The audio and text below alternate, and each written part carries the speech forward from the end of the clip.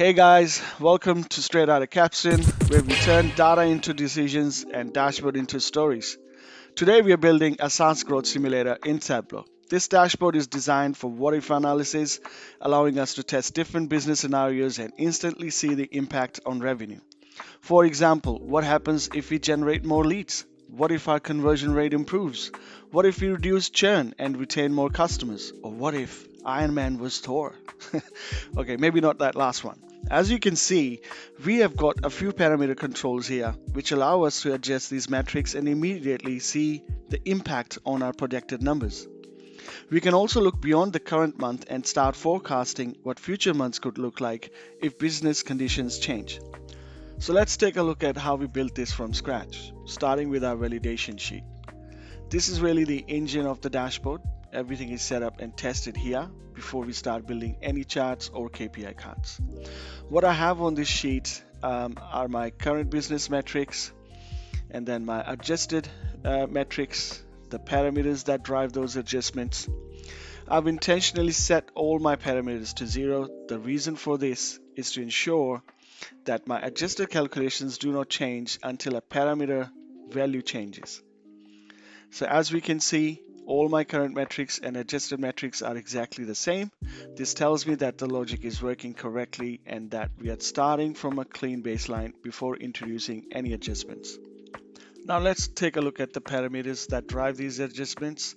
First, we have churn adjustment. I've set this to float data type with a range of -10 to 30. This allows the users to increase or decrease the churn rate and see the impact on revenue.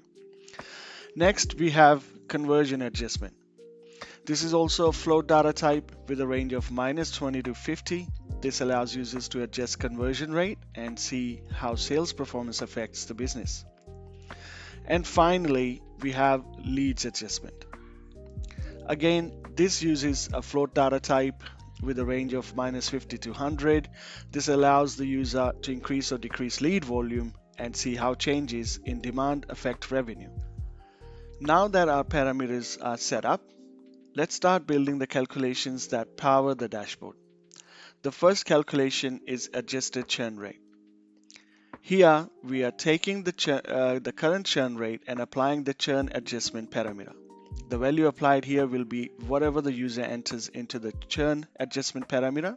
For example, if the user enters 20, we first divide that by 100 to convert it into a percentage, gives us 0.20. We then add 1, which gives us 1.20. The reason we add 1 is because we want to keep 100% of the original churn rate and then add the extra 20% on top. This gives us an adjusted churn rate that automatically updates based on the user's input. We will use the same approach for our conversion rate and leads calculations as well. So the logic is the same. We are taking the current conversion rate and adding the percentage entered by the user in the conversion adjustment parameter. And the same applies to adjusted leads, taking the current lead volume and applying the percentage entered by the user in the leads adjustment parameter. Next, we have adjusted monthly churn revenue. The purpose of this calculation is to adjust how much revenue is being lost based on our adjusted churn rate. We are simply taking our current monthly revenue and multiplying it by the adjusted churn rate. Next is the adjusted monthly revenue. This combines our adjusted leads, adjusted conversion rate, and average revenue per customer. Adjusted leads multiplied by adjusted conversion rate gives us the number of converted customers. And by simply multiplying the converted customers to our average revenue per customer will give us the estimate of adjusted monthly revenue. Next, we calculate churn revenue impact. Rather than looking at total churn revenue, we are interested in the change caused by the user's adjustment. So we are taking the difference between the original churn rate and the adjusted churn rate and then applying that difference to our current monthly revenue. This tells us the revenue gained or lost due to changes in churn. Next is net revenue impact. This brings everything together. We are taking the difference between our adjusted monthly revenue and our current monthly revenue and then adding the churn revenue impact. And finally, we calculate projected monthly revenue.